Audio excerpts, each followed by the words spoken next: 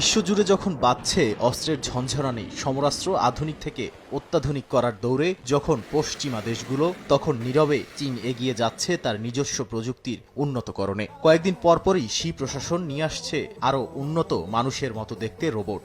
চীনা নতুন বছরে তারা বিশ্বকে তাক লাগিয়ে দিয়েছিল রোবটের নাচ দেখিয়ে। এবার তারা সামনে আনছে রোবট কত দ্রুত দৌড়াতে পারে সে বিষয়টি। আর সে পরীক্ষা চালাতে বেইজিংয়ে অনুষ্ঠিত হতে যাচ্ছে রোবটের দৌড় প্রতিযোগিতা। আগামী রোববার এই প্রতিযোগিতা উপলক্ষে আগে থেকে পরীক্ষামূলক একটি রিহার্সাল করে নিল ৭০টির বেশি রোবট। স্থানীয় সময় শনিবার সন্ধ্যা থেকে শুরু হওয়া এ পরীক্ষামূলক দৌড় চলে রোববার ভোর পর্যন্ত। ২১ কিলোমিটারের বেশি দীর্ঘ রুটে বাস্তব দৌড়ের মতোই সময়, নিয়ম এবং সহায়তা ব্যবস্থা অনুসরণ করা হয়। শহরের ব্যস্ত সড়ক থেকে শুরু করে পরিবেশ বান্ধব পার্ক পর্যন্ত বিভিন্ন ধরনের পথে রোবটের সক্ষমতা পরীক্ষা করা হয়। অংশগ্রহণকারী দলগুলোর মধ্যে ছিল স্বয়ংক্রিয়ভাবে চলতে সক্ষম রোবট এবং দূর থেকে নিয়ন্ত্রিত রোবট।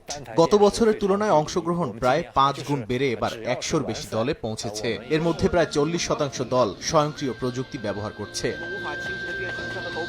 তবে এই পরীক্ষায় প্রযুক্তিগত কিছু সীমাবদ্ধতাও সামনে এসেছে। কিছু রোবটের মোটর অতিরিক্ত গরম হয়ে বন্ধ হয়ে গেছে এবং অনেক ক্ষেত্রে ব্যাটারি দ্রুত শেষ হয়ে যাওয়ার সমস্যা দেখা গেছে। কিছু দলের মতে রোবটের জয়েন্ট ঠান্ডা রাখা এবং অ্যালগোরিদম উন্নত করা জরুরি হয়ে পড়েছে। তারপরও প্রথমবারের মতো এত দীর্ঘ পথ পাড়ি দিতে পারাকে বড় সাফল্য হিসেবে দেখছেন প্রযুক্তিবিদরা। নাদিম মারজান, সময় সংবাদ।